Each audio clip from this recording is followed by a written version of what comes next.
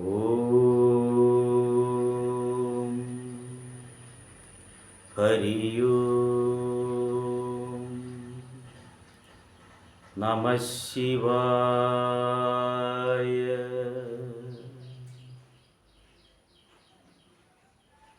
സനാതന സാരഥികൾക്ക് ശ്രീശങ്കര ഡിവോഷണൽ സെഗ്മെൻറ്റിലേക്ക് എളിയവൻ്റെ വലിയ സ്വാഗതം. നമസ്കാരം. ഇന്ന് ഞാൻ നിങ്ങളുമായി സംവാദം ചെയ്യാൻ ആഗ്രഹിക്കുന്ന വിഷയം ഗൗളീ ശാസ്ത്രവുമായി ബന്ധപ്പെട്ട ഒരറിവാണ്. ഞാൻ വലിയ ഒരു ജ്ഞാനിയൊന്നുമല്ല, സാധാരണക്കാരനിൽ സാധാരണക്കാരനാണ്. എങ്കിലും ഗുരുവിൻ്റെ കൂടെ അനവധി നാള് പിന്തുടർന്ന് വിദ്യാർത്ഥിയായി നടന്നതിൻ്റെ ഫലമായി ഗുരു വച്ച് നീട്ടിയ അറിവാകുന്ന പിച്ച, അതാണ് എൻ്റെ ഇന്നത്തെ ഏറ്റവും വലിയ ശക്തി. അതിന്ന് ഓരോന്നായി ഞാൻ നിങ്ങൾക്ക് സമർപ്പിക്കുകയാണ്. അത് നിങ്ങൾക്ക് വലുതാണെന്ന് തോന്നുന്നുവെങ്കിൽ അടിയനെ പ്രോത്സാഹിപ്പിക്കുക. നമ്മുടെ വീടുകളിൽ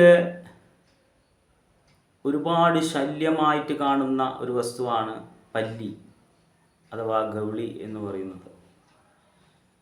ഇത് ഓരോ വീട്ടമ്മമാർ വിളിച്ച് ചോദിക്കും, വീട്ടിലൊരു പല്ലി ചത്തു കിടക്കുന്നു, അവിടെ അത് ദോഷമുണ്ടോ,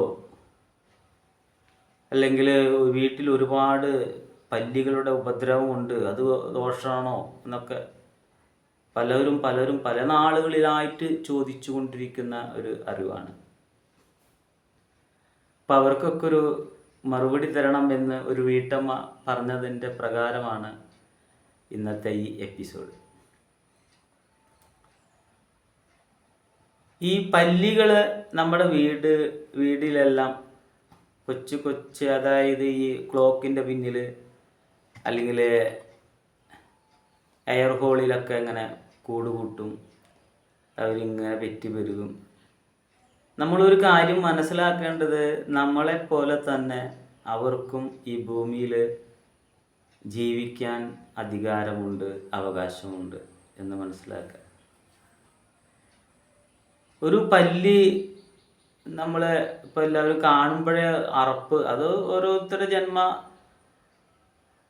ഒരു വാസനയായിരിക്കാം. അത് ഓരോ വസ്തുക്കളെ കാണുമ്പോൾ ഒരു അറപ്പ്, ഓരോ വസ്തുവിനോട് ഓരോരുത്തർക്കും ഓരോ അറപ്പുകളുണ്ടാവും.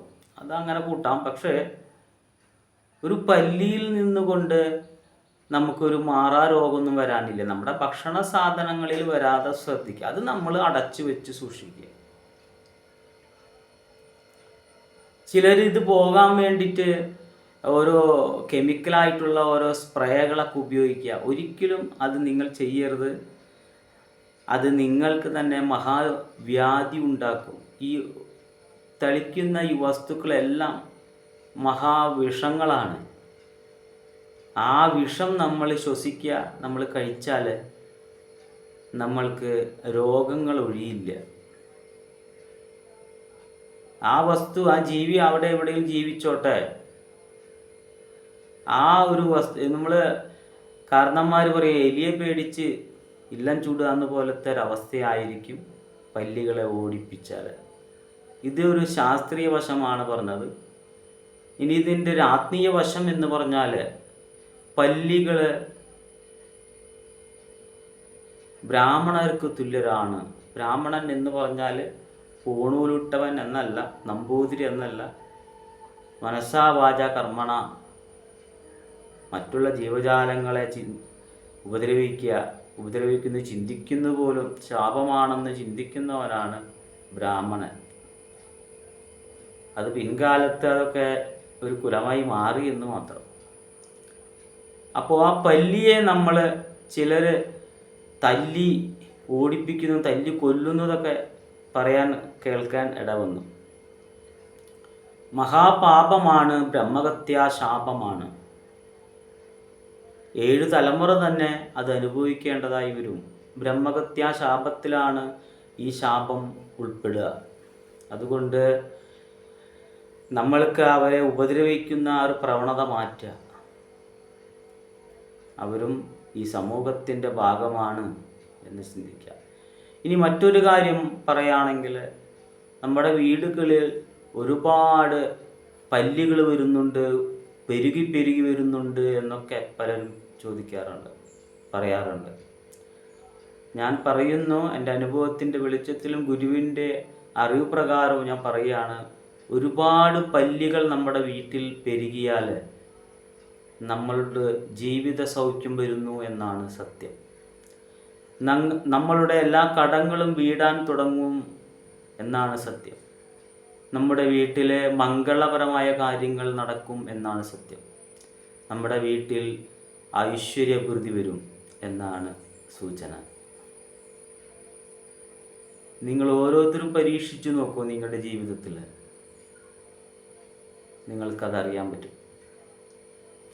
അതുകൊണ്ട് പല്ലികളെ നമ്മുടെ വീട്ടിൽ പെരുകുന്നു അല്ലെങ്കിൽ അവരെ കൊണ്ട് ശല്യമുണ്ടെന്നോ അവർ കാഷ്ടിച്ചിടുന്നു എന്നൊക്കെ, അതൊന്നും നമ്മൾ ഒരു ബുദ്ധിമുട്ടായിട്ട് കണക്കാക്കണ്ട.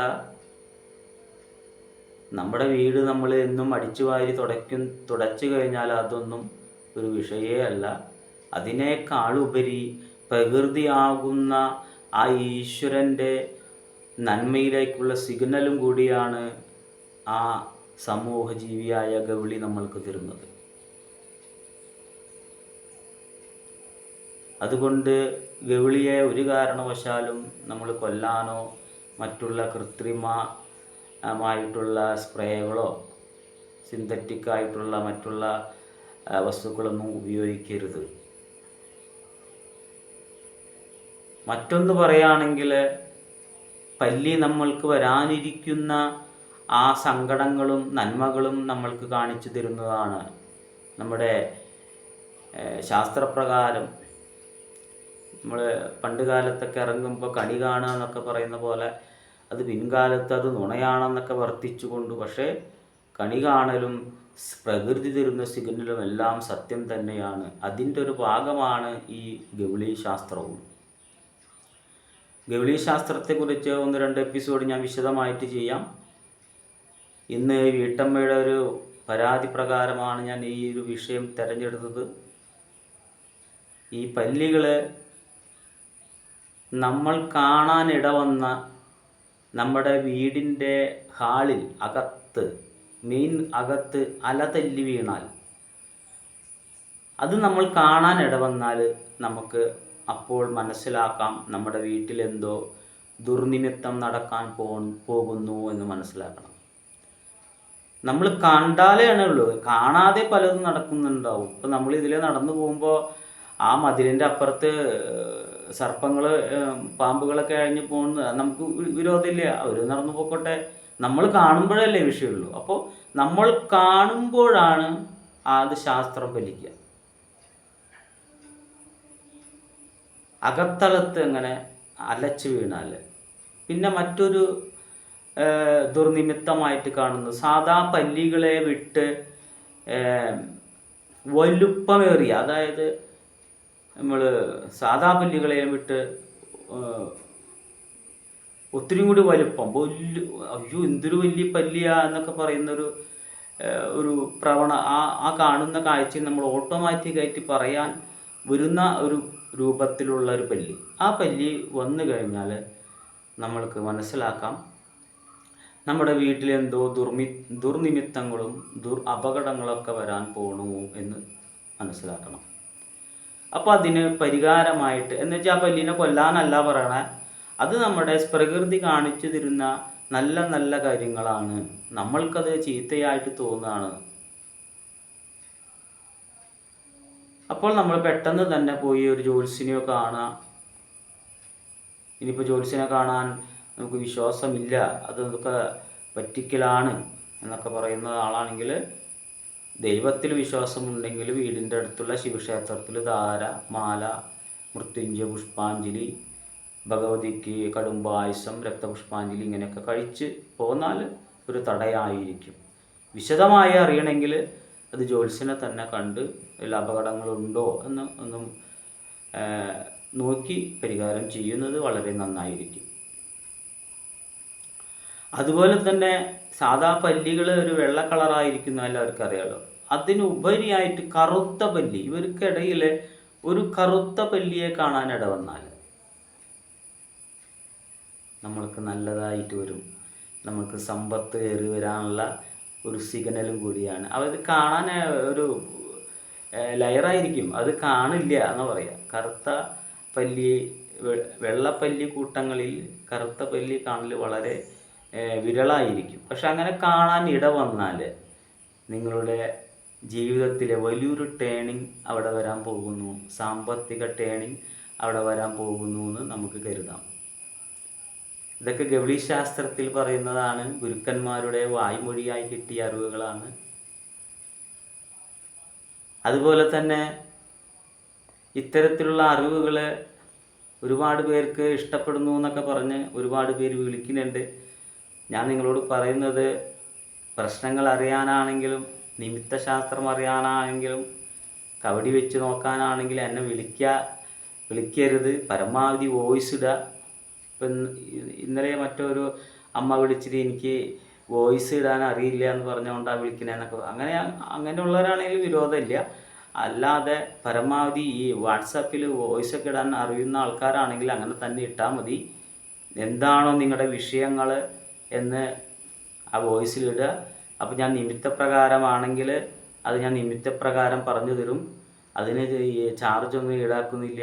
നേരെ മറിച്ച് കവടി നിരത്തി നമ്മുടെ വീട്ടും പേരും നാളൊക്കെ വെച്ചിട്ടാണ് പ്രശ്നങ്ങൾ എടുക്കുന്നതെന്നുണ്ടെങ്കിൽ അതിന് 1000 രൂപയാണ് ഒരു ഫീസായിട്ട് നമ്മൾ കരുതുന്നുള്ളൂ.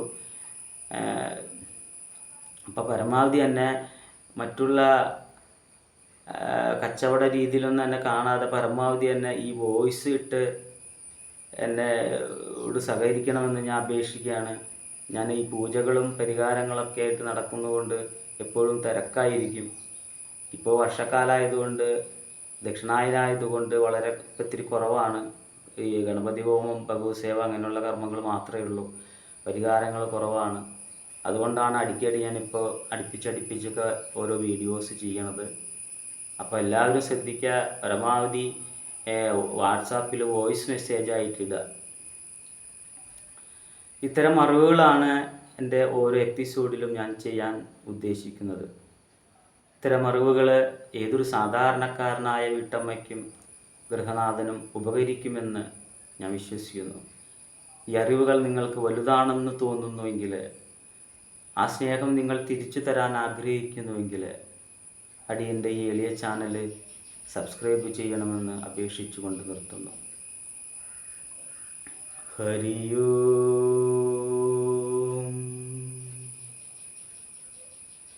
നമഃ ശിവായ.